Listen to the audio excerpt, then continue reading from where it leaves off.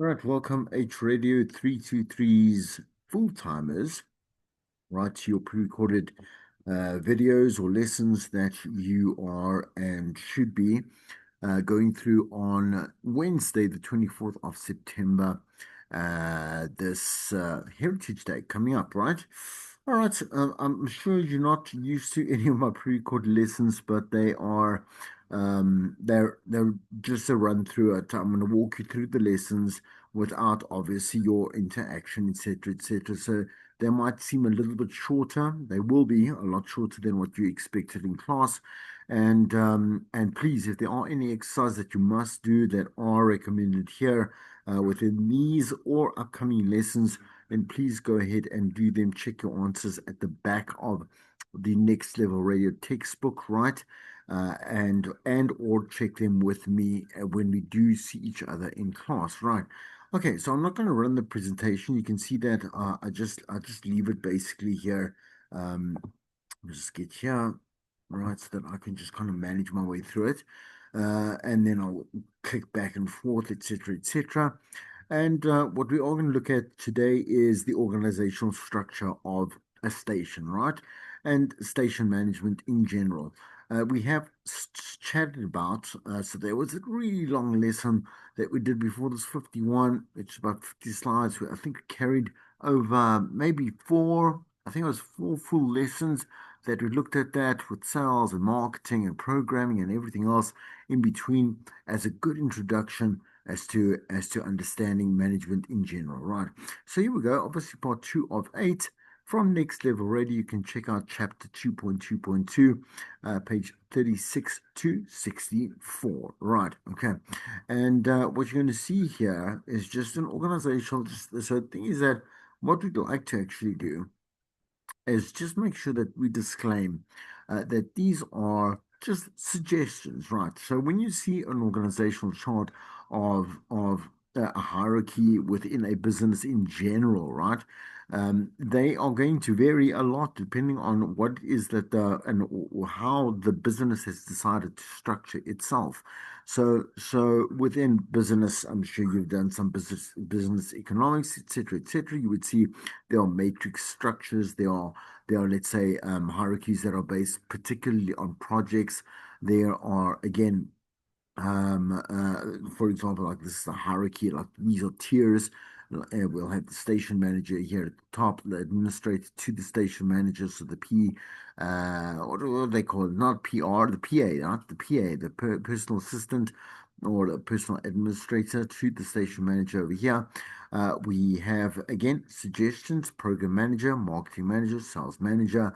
We do also know that, for example, man, we have a tech manager or a PR manager or a digital manager that could also extend over here.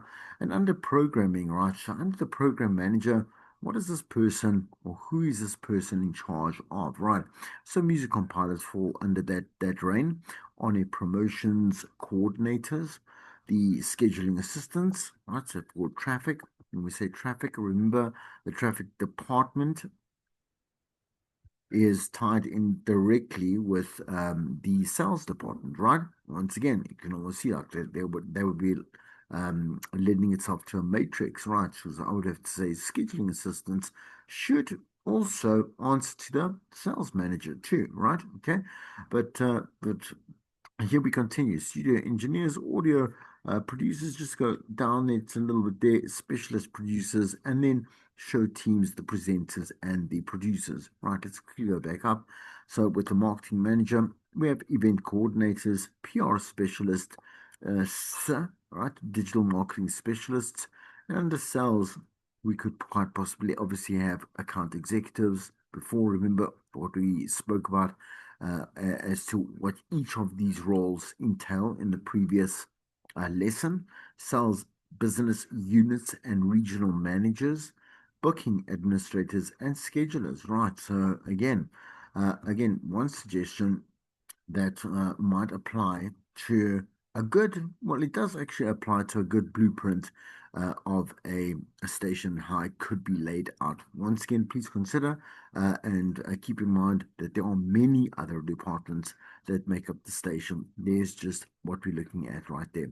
So if we look at, so what we want to be able to look at, as you can see there, it's community, and we're going to continue with that. And again, looking within here, this is from managing radio, your textbook, management or managing radio, right? And that comes out of there. We're going to look at how community actually works, right? So the management structure in community is a little different than it is in commercial, right? And let's look at some excerpts, so some quotes from certain leaders like Lance Rothschild. He used to be the CEO of the Liberty Radio Awards. Lance has managed many stations. He is a radio legend. He's a veteran, and really also what a nice man as well. You should really go and request a friend connection with him. He is active on Facebook predominantly, right? Anyway, Lance, what a legend here. I want to see what he has to say in just a moment, but let's have a look at the theory. There'll always be a distinction between community and commercial radio for two reasons. Firstly, the nature of the two is substantially different. One is to make money. Even the community station is there to make money. Otherwise, how do we keep the doors open, right? We have to do that, but we are a community service. Like community here is a community service, right? Commercial is a literal organization, like a business, right? A business that is first and foremost a business, and then whatever it is else to its I say audience or consumer, right? All right. So, and secondly, right, so it's substantially different. Secondly, operationally, the regulator, the ICASA, so ICASA, Independent Communications Authority of South Africa, hands out separate operating licenses for the two, right? It is the regulator that is the accelerating, or that is accelerating the proliferation of community stations. In other words, us making more of the stations, and keeping them afloat as well, like really being able to represent every single body here in this country, in one aspect or another. I think I've mentioned this in class that for every single citizen in our country, right, and for example, their nationality, so we said they were Jewish, they were Greeks, they were Portuguese, they were German. There were stations that community stations that are alive and kicking, right? Particularly for these communities. I'm going to say also, okay, if it's community, like not all the Jews or all the Greeks or all the Portuguese stay in one particular area. I know it's not true, and we can't have many. For example, just to talk from my side or speak from my side, we can't have many Greek stations. It doesn't make any sense. For that particular reason, we have them on AM, obviously, right? Predominantly, they rest on AM. These these 296 community stations, right? But also, like these services are now able to be or are able to be streamed anywhere in the country. Should you want a representation of some station that speaks your language, right? Remember also, like we need a radio station to be able to alert us and connect us with the world around us, right? And that means, once again, its first priorities, radio stations, is about like assisting in emergencies. It's an emergency forum, right? Or platform. So what does Lance say? Well, he says it starts the CASA and the way in which they have overregulated the broadcast industry. In addition, the frequency spectrum has been poorly managed to the point that the regulator hides behind the fact that frequency spectrums are unavailable for allocation to new commercial broadcasters, right?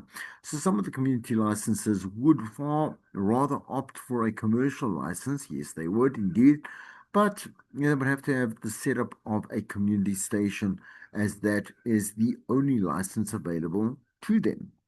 Okay, well, but have had, should I say, the setup of a community station because that's the only license that is made available. So if we look at, let's say, the commercial licenses, we know there are what 32 commercial stations in the country, right?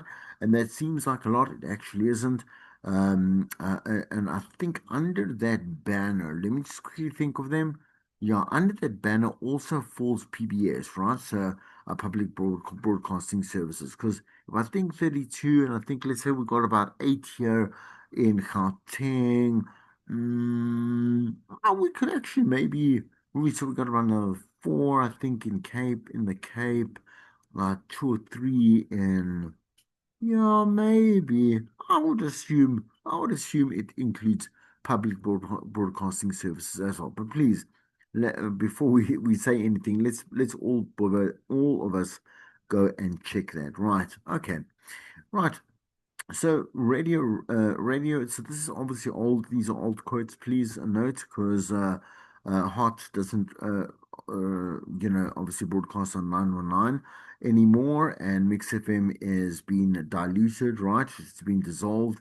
But anyway, the contribution still counts. Right. So radio has always been about reach and frequency. So with the rates that community radio offers and the market it talks to, why spend 20,000 to 30,000 on one commercial on a commercial station, which is very plausible in the case of East Coast and in Jacaranda? That's what you spend on one spot in the breakfast show, right? You'll get 10 to 15 ads for that price on a community station.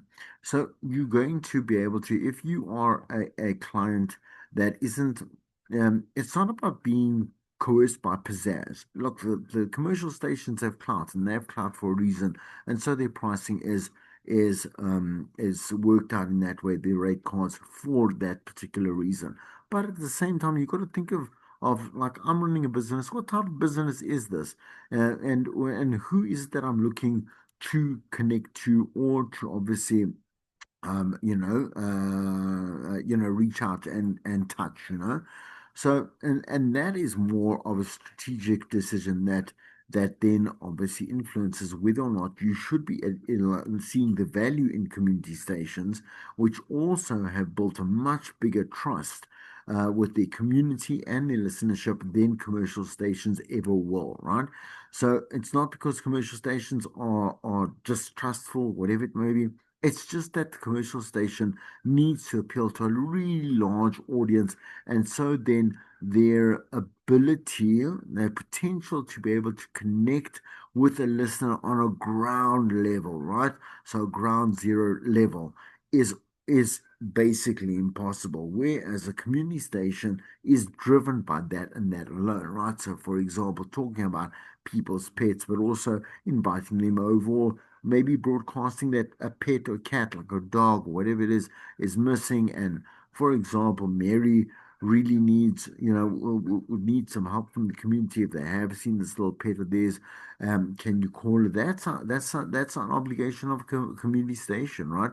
To sit there and push and push and push anything that the community needs. Quite like, for example, municipality would, right? And now you're going to roll your eyes. It doesn't matter. That's the job, right? Or let's say a local police station. They are there to help that direct community in everything that it needs. There's another, I'm saying, police department in that's maybe just down the road, but is in a completely different area. So I say maybe area code, yeah, that would actually work. So I'm not saying area like 012, 011. We're talking the postal codes 0182, 0159, or whatever it is. Everywhere there is one, there's definitely a police station, right? So we're looking at community in terms of that sense. Right? Because nobody wakes up in the morning and says, "Today I'll listen to a community station," or "Tomorrow I think I'll listen to a commercial station." The listener doesn't know the difference between the two, except in quality. They simply pick the best radio station on the dial that talks to them. So, station manager of X Mix FM, Abigail Milicevic, shares her station's marketing successes. We've had all types of advertisers, from local businesses down the road to national advertisers. And she says, well, like any other community stations, the appeal is more targeted advertising to specific geographies or geographics, right? And listener demographics. Right. So I think you get the gist. Let's continue. What does Lance continue to say? He says, well, community stations are fulfilling or filling program gaps that are being left open by commercial stations. And they attract, if they do it correctly and it's done at high quality, we're not saying that people just randomly pick up a community station and stick there out of loyalty or kind of like brand identity, whatever it may be. It's still got to be a good product, right? It will attract viable and marketable audiences, right? So what's happening, he says, is that revenues following these listeners and furthermore being so tightly focused and with such a defined and limited broadcast footprint, new advertisers are getting the opportunity to advertise on radio, right?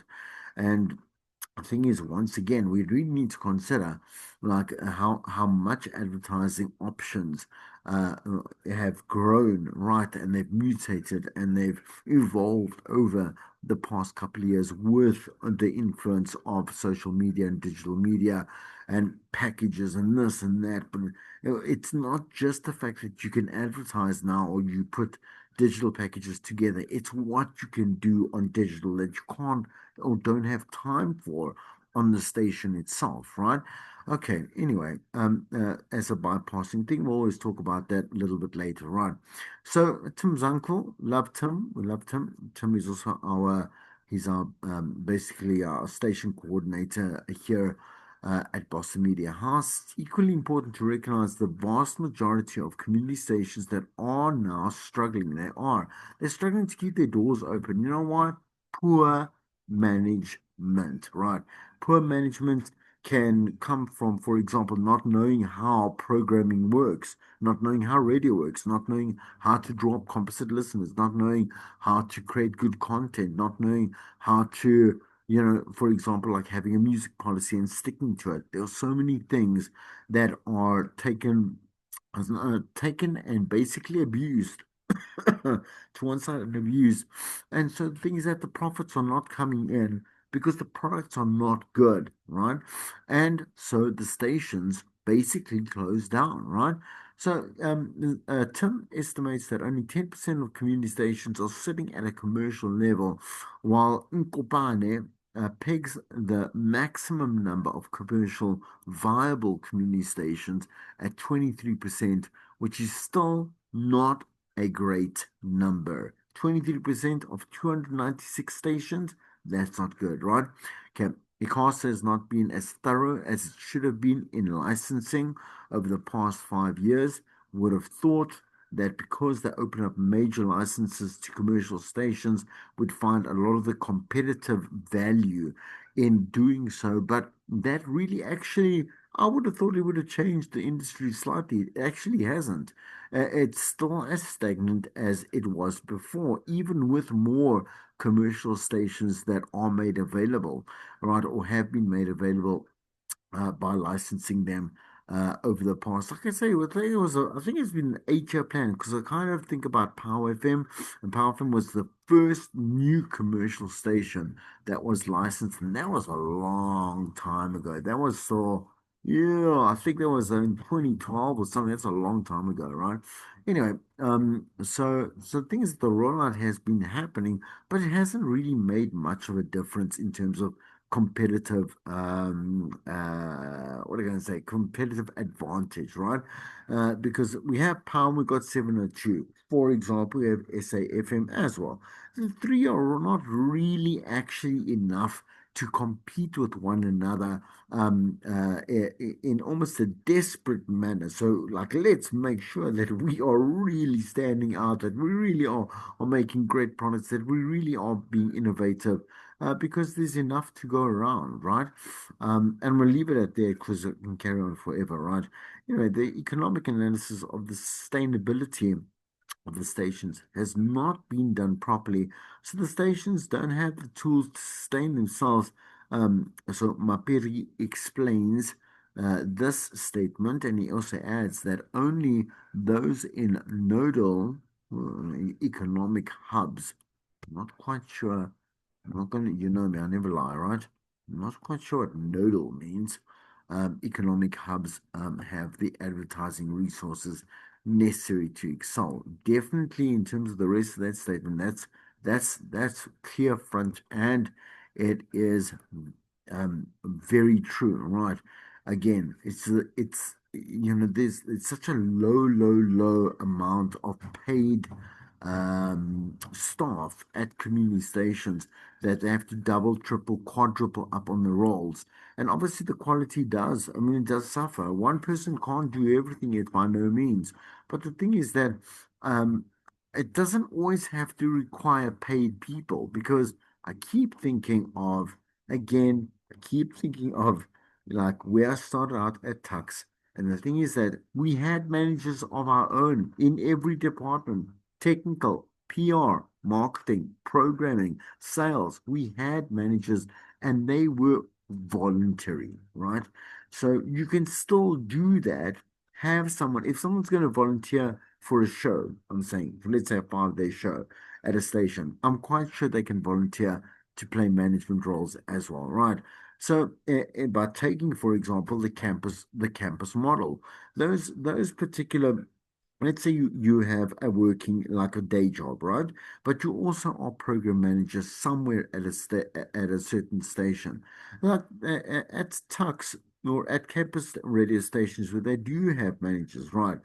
Those managers still have to go to classes, must still write exams, still have to take some off time, that type of stuff, and they still manage to do the job. So I don't see an excuse for us not to be able to run volunteer programs within management roles at community levels, right?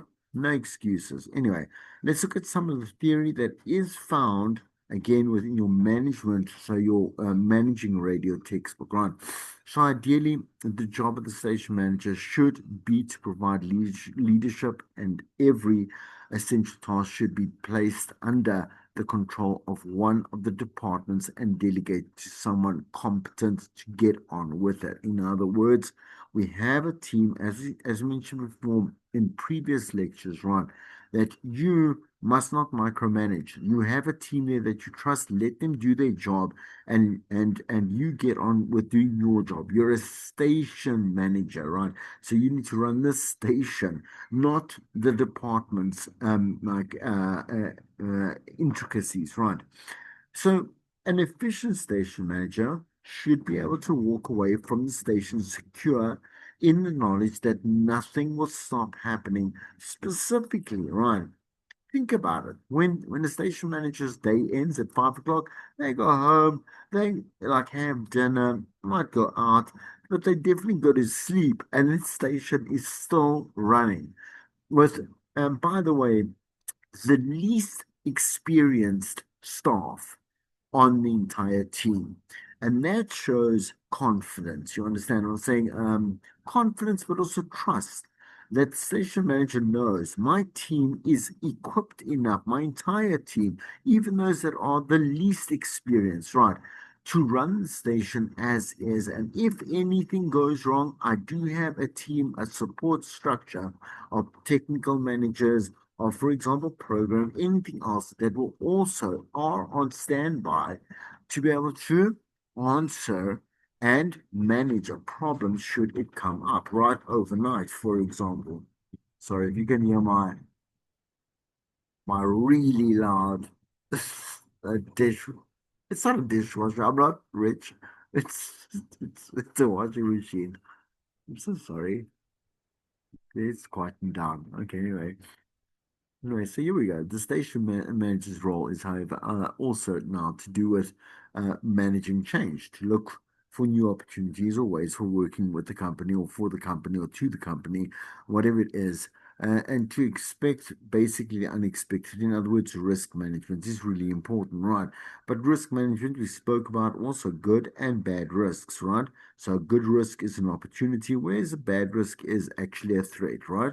In other words, they should also strive to make themselves redundant, confident that in a changing and unpredictable world, there will always be sufficient new opportunities and things going wrong with existing operations to keep them busy.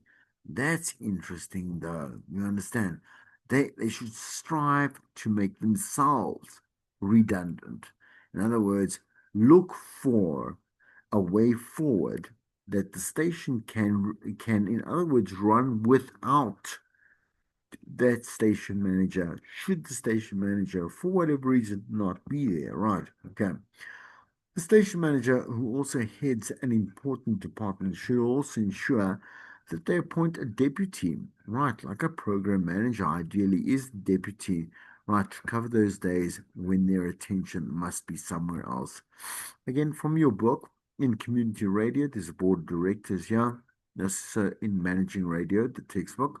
There is a subcommittee. There's a training subcommittee, a finance subcommittee, and there's volunteers. But we can also look at another version, right? So, station manager, program and training manager. We might have tutors. We might have a chief programming assistant, producers and presenters, and maybe program assistants right here. Still under station management, there could be a development officer where projects are assigned and workers on projects are assigned. And then there's an admin staff there as well. Okay.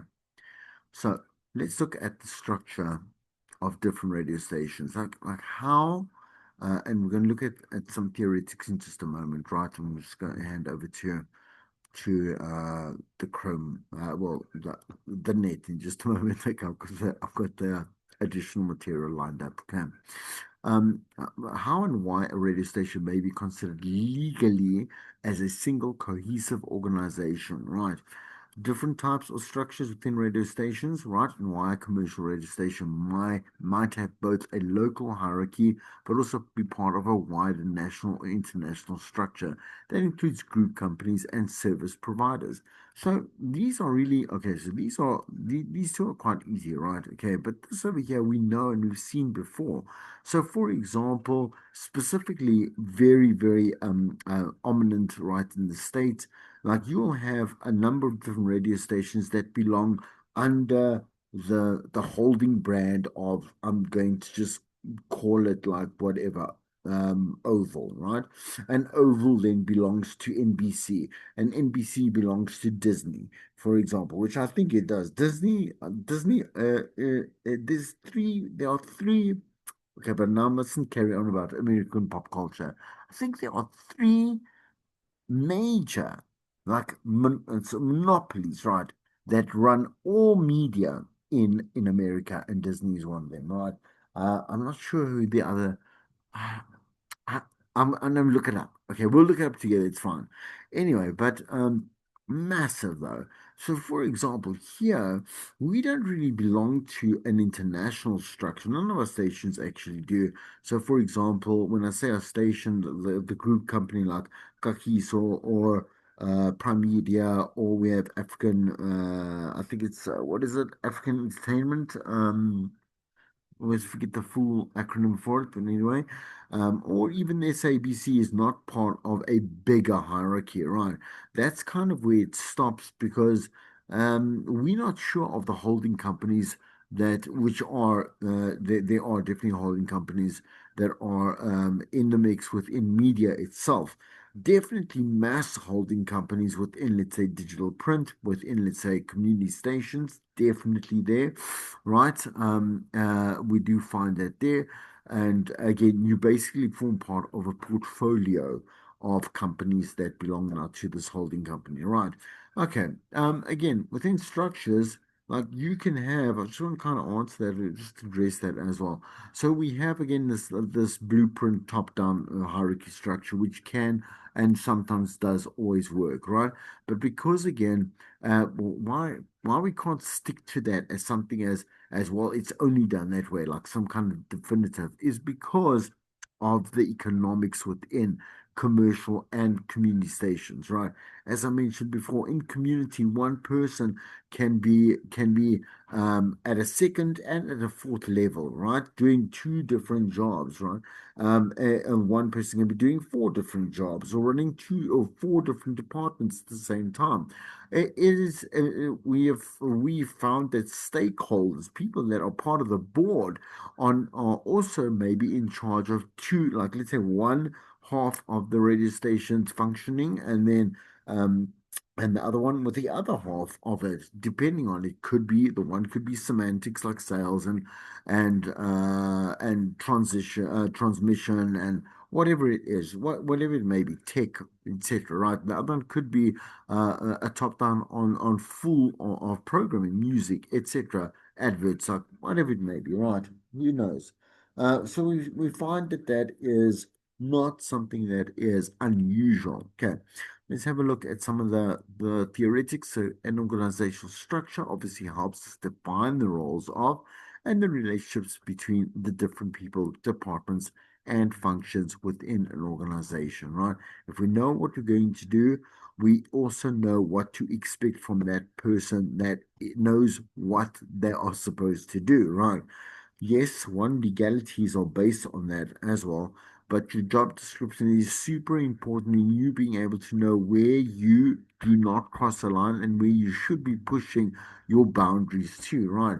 So it helps specify the division of work, obviously, the incorporation of operating a radio station or service also gives comfort to those found in the initiative.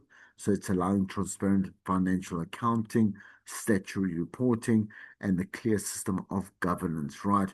It is, of course, customary, but not obligatory, right? It's customary for a separate company to be formed when applying for each individual license, even when the service will be operated as a closely controlled subsidiary or of the larger group, right? Okay. Why is that important, right?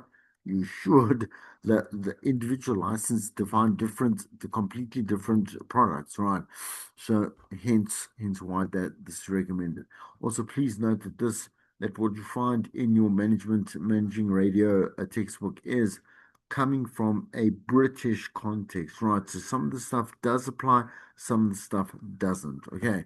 So the company will own the license and also own the facilities and assets used and can enter into assets are used and can enter into contracts with individuals and companies supplying services to support the station. And there can be tax and other financial benefits in this model, and in the event the station is subsequently sold, it makes the transfer to another owner relatively straightforward. Okay. So, with these two, so I'm just going to leave it there, right? Okay. I'm just stop the share over here. And I did put forward, just give me a second, yeah. Let me share here. Look at these two articles. Let's see, it's going to come here. So, why is organizational structure so important? So, flow. I'm just going to go through some parts of the article, right? Right here is like yeah, the organizational structure is important because it shouldn't have you don't want chaos. We need to know who to answer to and who's accountable. That's my biggest thing, right? So, for example, someone hires you, you're an employee, right? You should be able to automatically have a receive and expect guidance from someone that is your in your like within your line, your manager, right? You should also be able to know through organizational structures that have also the purposes involved, right? We should also be able to know who belongs in what place and who is expected to do what. Okay, so that we can definitely track, follow, monitor, etc. Also create and also close inputs and outputs, right?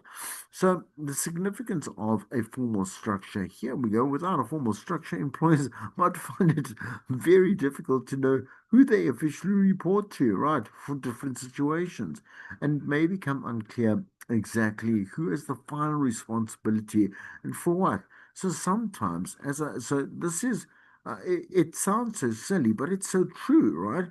Because if I have, if let's say I'm having an issue with, well, I need some clarity on, like, I'm let's say a presenter, so I need some clarity on the competition that we're currently running. Who must I now talk to? The program manager or the sales or the PR or marketing manager? Like, I need to know these things as well, but also they would make it known that you need to come to me. If you have any questions, come to me. If you have any questions about this, you need to do that, whatever it is. Don't forget this or that, you know? And so, it isn't, it isn't as clear cut as it seems to be. I'm saying, for us to say, well, why do we need structure? Well, because, right, dot, dot, dot. There's flat organizational structures, and it's kind of like the hierarchy, top down, which you are used to. And there's tall organizational structures. So there are numerous layers of management in a tall organizational structure, and often inefficient bureaucracies, right? In other words, right, there are too many people that are too many, what is that call it? Cooks in the kitchen or something like that, right? So the thing is that, like for example, in a tall structure, managers make most operational decisions, and authority must be gained from several layers up before taking any action. This can really not work for a station because things need to happen now, don't you think? Right? Okay, because we are a live medium. It's common for a small business to lack a solid organizational structure. All employees in startup companies can be required to perform a range of tasks outside of their official job descriptions, and a good number of employees in startups have generous leeway in making decisions, right? So, as we can imagine, like I say, in a community role, we would find that that would be a better description, right, of what we have um, what we have been talking about, right? So, what are the best organizational ones, organizational structures? How do we decide this? Finding the most appropriate organizational structure depends on a number of factors. Below the three are the most important factors to consider in choosing the best structure for your business. One, the industry the company fits into. Two, the overall size of the company. And three, the company's goals, what it hopes to achieve, whether that would be in terms of finances or how the company intends to be of service to its customers, etc., right? Sorry, I just want to move here so you can actually see some pictures. Again, the traditional one, you can kind of see the top-down approach there, right? Look at the functional one over here. You see that they kind of cross over function. Depending on what it is that we are currently doing, we will cross over. Like I say, you will answer to different managers at any one particular time, depending on what it is that you need to do. Remember what I said to you about project-based ones? Now, here it is, yeah. So manager project A, manager project B, manager project C, and they will have their own teams that are set up that do not interact, by the way, because the projects are independent. Okay. All right, I'm going to leave it over there. Just stop the share over there. And I'm going to stop the lesson over there. I'll see you in the next one.